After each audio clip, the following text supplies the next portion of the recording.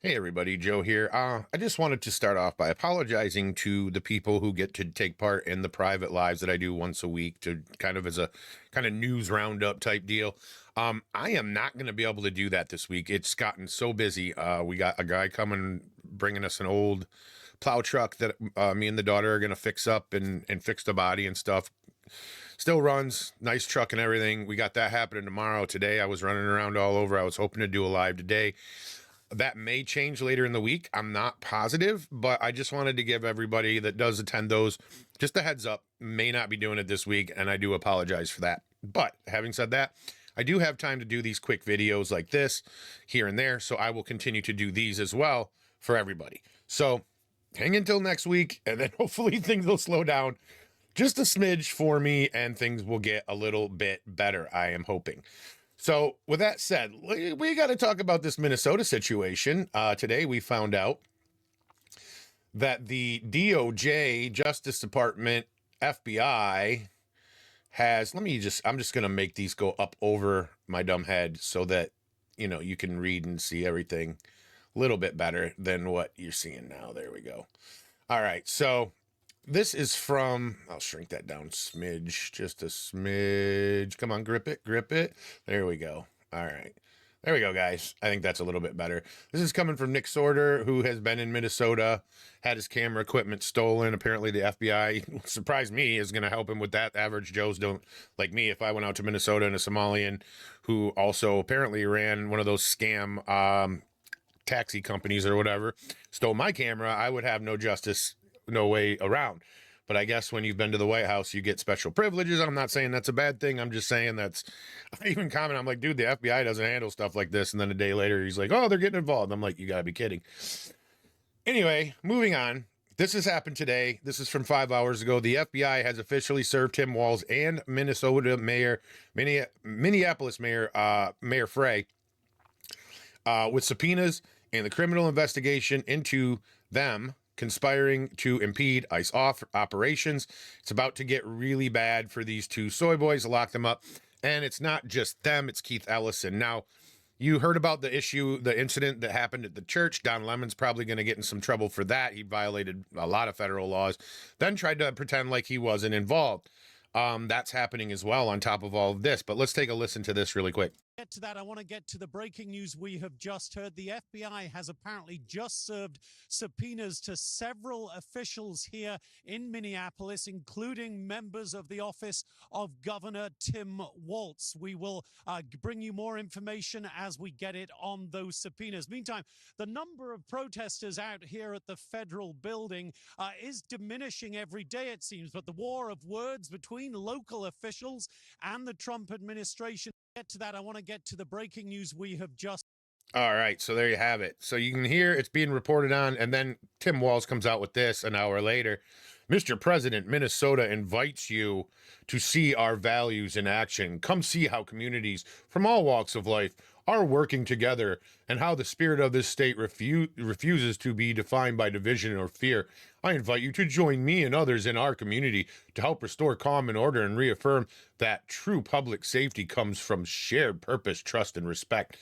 And this is the part people are focusing on here.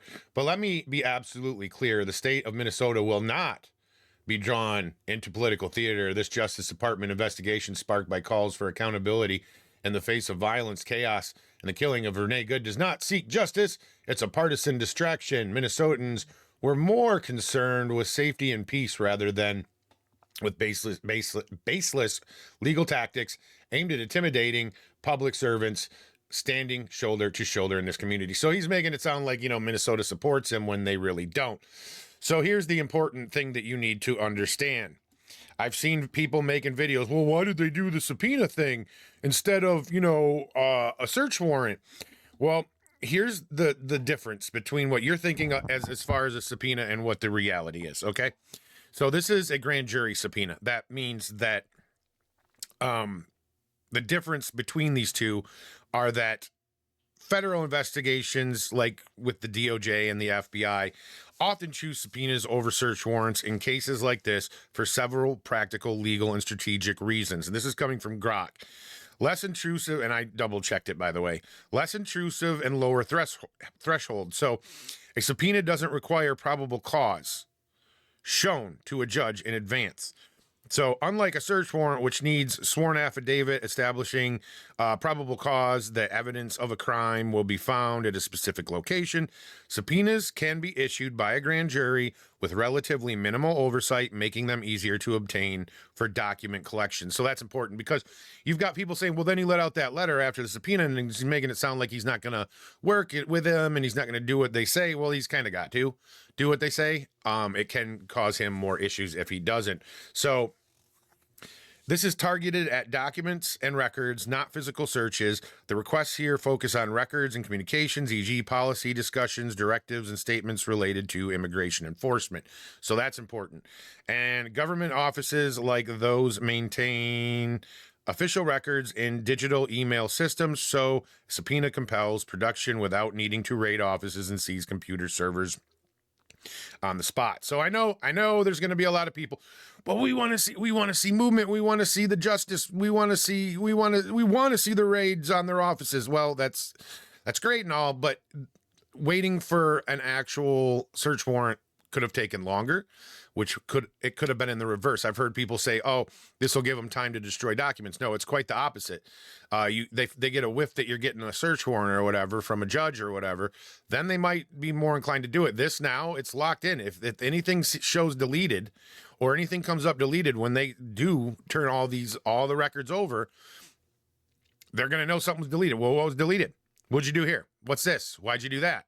We're going to recover it, and then they'll send in people to come and recover those. That's usually how that works. So, I mean, I'm not saying that's how it'll work this time. I'm just saying that's generally how it works. The most important thing about this is that they do have, some of you may have heard of something called a preservation letter. You don't need a subpoena for that. It's a letter you can send to somebody that maybe communicated something against you, right? Or conspired against you, did something illegal against you. You can send them through your attorney a preservation letter that requires them to preserve all documents in this time to this time. Okay. So preservation obligations kick in once that subpoena is served, which it has been. Even when an investigation becomes known, recipients are generally under a legal duty to preserve relevant evidence. Now, I know these are Democrats, and some of you are like, they don't follow the law. Like I just said, they'll find out. Trust me, they will find out.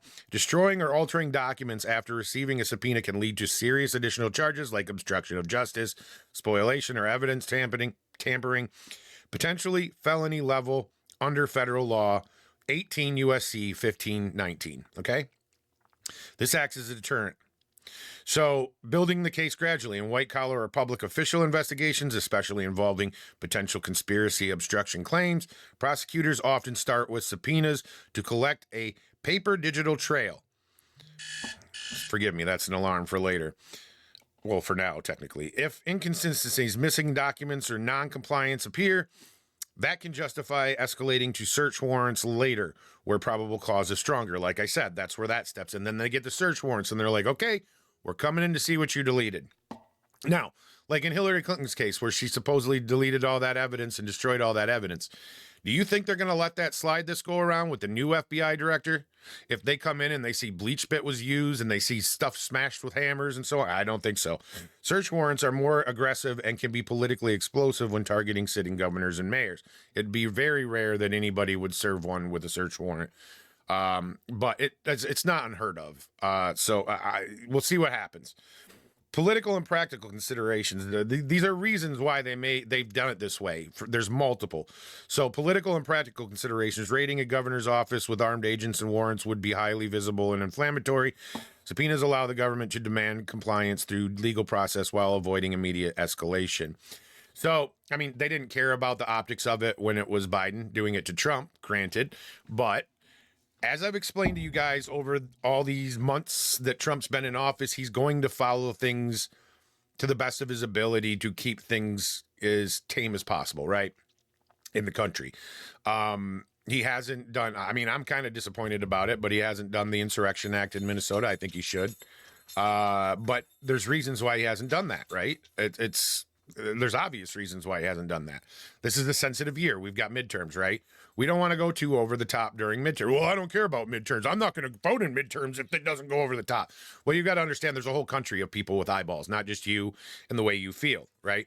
And if you're not going to show up and vote at midterms because you don't see an arrest by midterms, which I doubt that's going to happen, but even if that is the case, then you're a loser who deserves to have your country taken over by socialists and communists.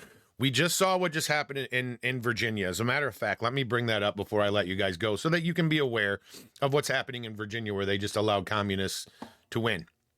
So this is what they're going to be doing, guys. This is what they're going to be doing in Virginia. Democrats in Virginia have introduced a bill to eliminate mandatory minimum sentencing for rape, manslaughter, assaulting a law enforcement officer, possession and distribution of child pornography, and all repeat violent felonies.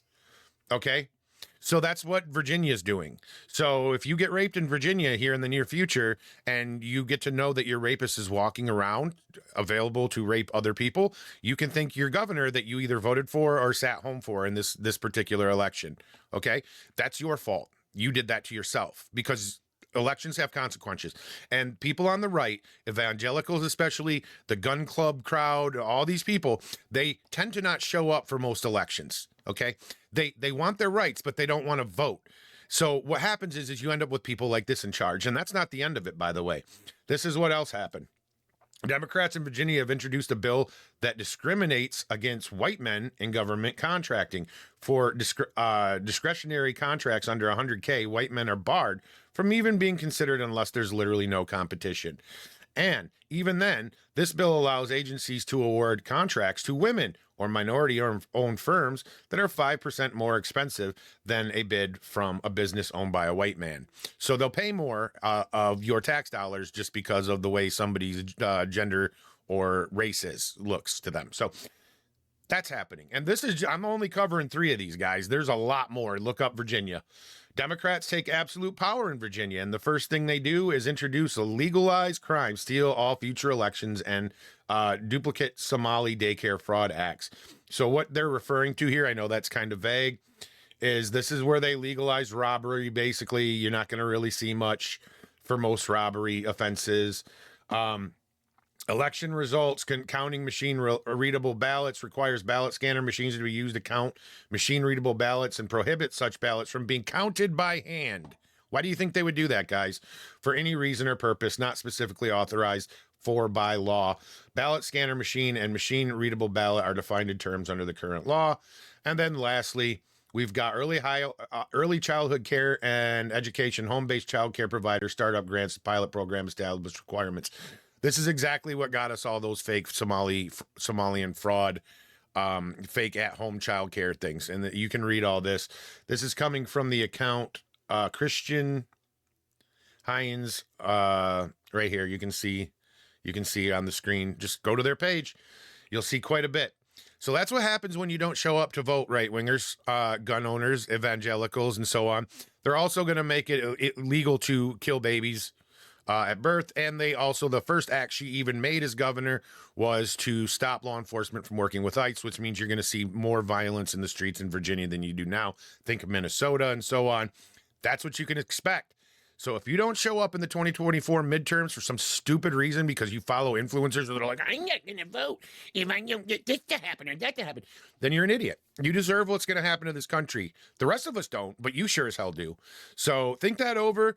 Take a look at what Virginia's doing. And she's only been in office for like 24 hours. Okay. They're never going to see a Republican governor again. And everybody who's right wing in that state that didn't show up to vote and didn't handle their business, you can thank yourselves, right? You can thank yourselves. Anyway, guys, that's what I got for you.